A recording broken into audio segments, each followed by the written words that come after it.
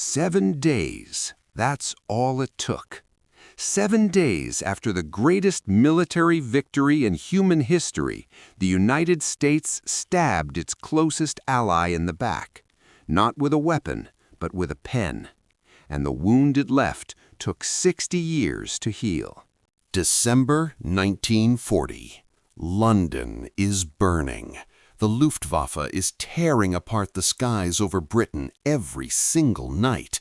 Coventry is in ruins, Liverpool is smoldering, and Winston Churchill, the man whose voice alone seemed capable of holding Western civilization together, is sitting in an underground bunker writing the most humiliating letter of his life.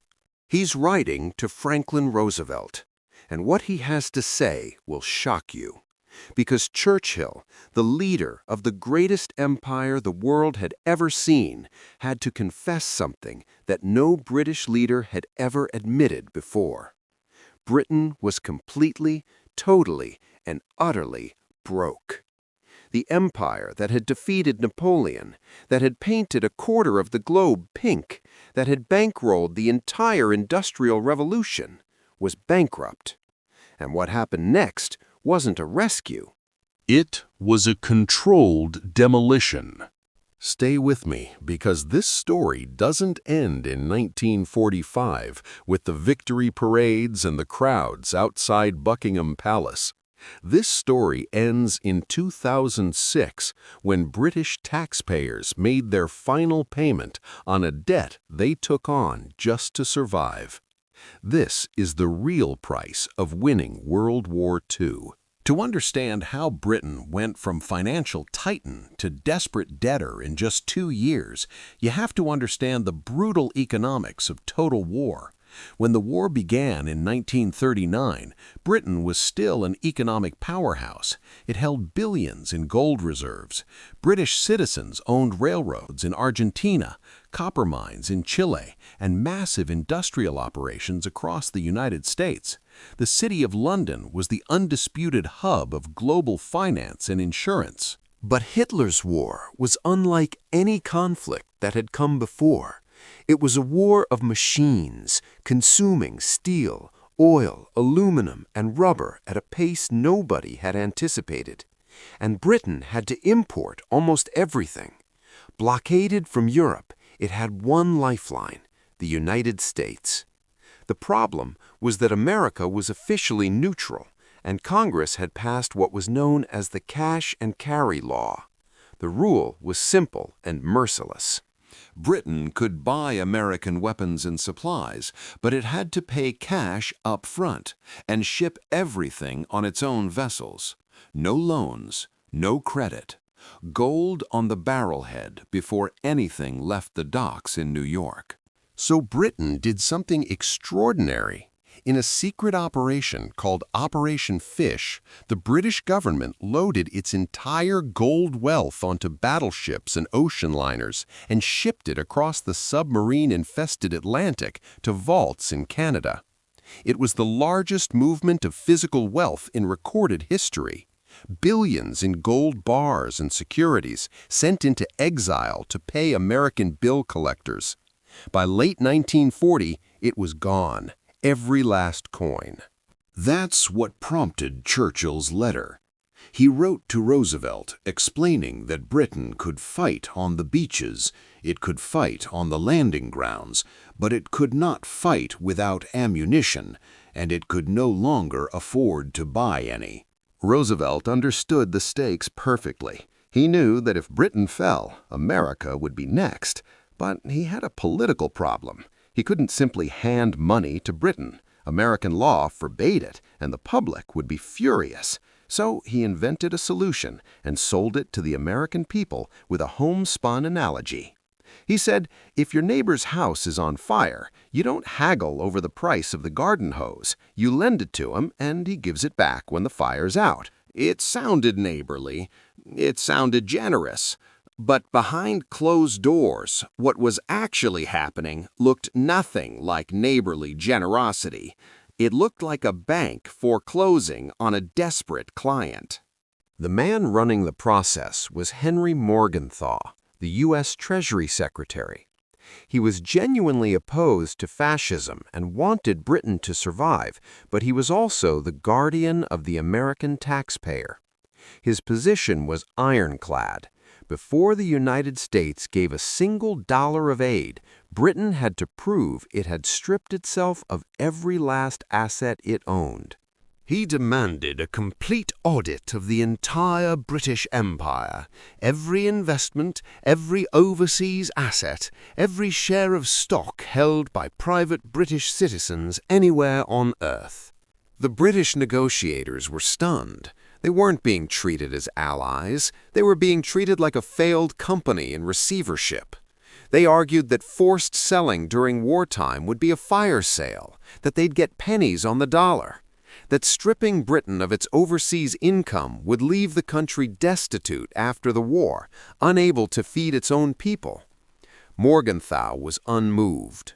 The most painful example of what followed was the American Viscose Corporation, a massive industrial giant and the largest manufacturer of rayon in the United States, owned by the British company Courtaulds. It was worth over $100 million and generated millions annually in dividends flowing back to London. Morgenthau told the British to sell it.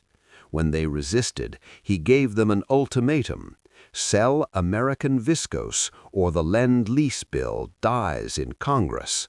On a Sunday in March 1941, under emergency war powers, the British government seized the company and handed it over for sale. The bankers drove a ruthless bargain. Because everyone knew the British had no choice, the company sold for roughly $54 million, barely half its actual value. The dollars went straight into the U.S. Treasury. Britain had been robbed in broad daylight by its own ally, and it had no choice but to say thank you. But it wasn't just industrial assets being stripped away. While the financial negotiations were happening in Washington, another deal was being carved out involving the Royal Navy. Britain desperately needed destroyers. German submarines were sinking merchant ships faster than British yards could replace them. Churchill begged Roosevelt for 50 old World War I destroyers sitting rusting in American naval yards, virtually worthless to the modern U.S. Navy. Roosevelt agreed. But the price was staggering. In exchange for 50 barely seaworthy ships, the United States demanded 99-year leases on British naval and air bases stretching from Newfoundland to the Bahamas, Jamaica, Trinidad, and British Guyana. Britain handed over its entire strategic footprint across the Western Hemisphere, the keys to the Caribbean and the North Atlantic, for rust buckets that could barely stay afloat. Buried inside the Lend-Lease Agreement itself was another time bomb, a clause called Article 7. Written in dense diplomatic language, it required Britain, in return for the aid, to dismantle its imperial preference system after the war.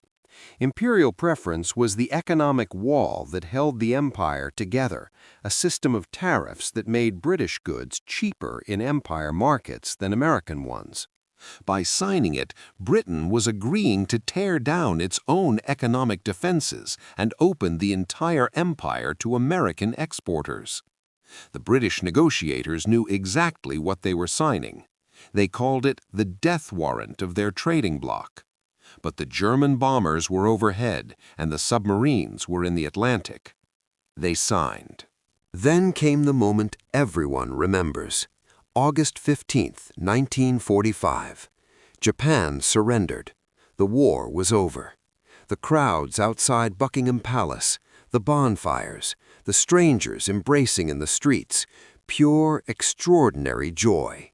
7 days later, President Truman signed the order to terminate Lend-Lease immediately, completely.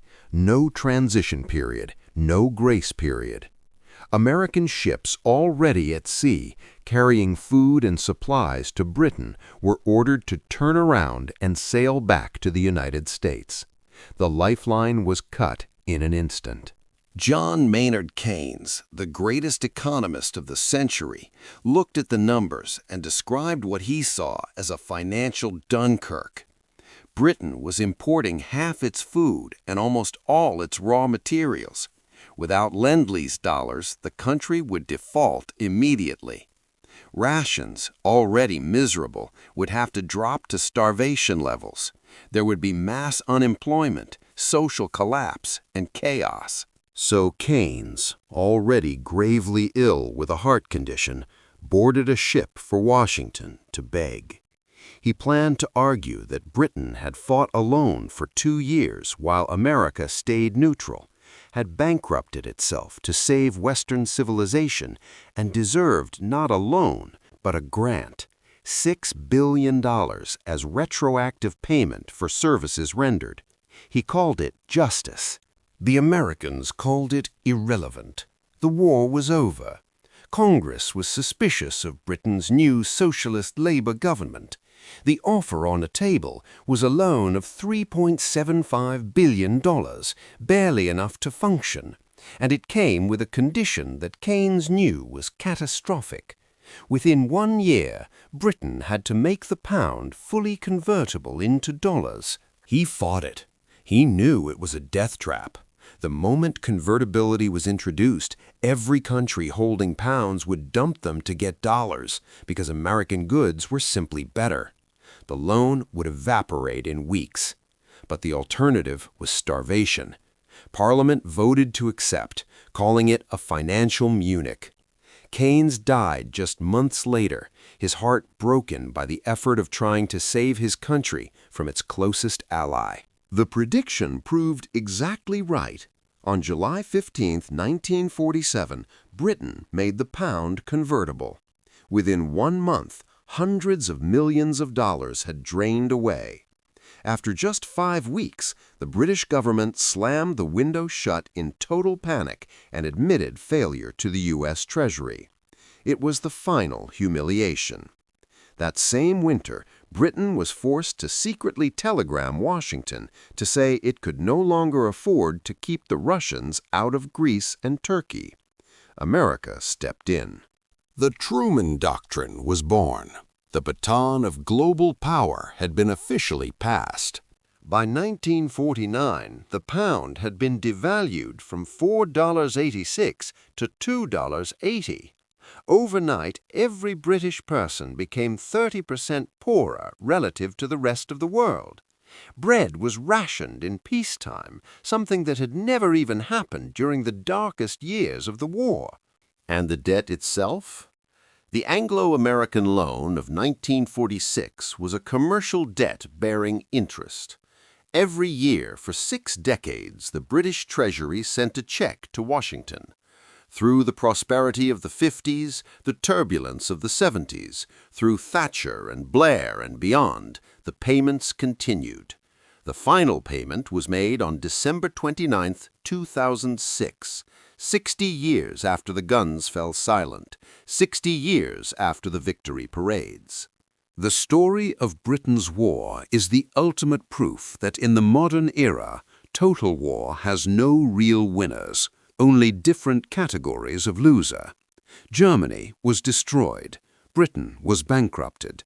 The United States doubled its economy, captured 2/3 of the world's gold, dismantled Britain's trading empire, and absorbed its global influence, not through conquest, but through contract. It didn't defeat the British Empire, it bought it, at a distressed asset price, managed by the U.S. Treasury. Britain emerged from the war as a moral giant and an economic ghost. It spent its entire inheritance to buy freedom for Europe. Whether that was worth it is a question every generation since has had to answer for itself. But the cold truth of the ledger is undeniable. The empire didn't collapse, it was sold, piece by piece, asset by asset, to pay the bill for doing the right thing. If this kind of deep dive history is what you're here for, then subscribe to this channel right now. Every week, we pull back the curtain on the moments that actually shape the world, the deals made in back rooms, the debts that lasted generations, and the decisions that looked like victory but felt like defeat. Hit the subscribe button, turn on notifications, and join a community of people who want to understand history the way it actually happened, not the way they taught it in school.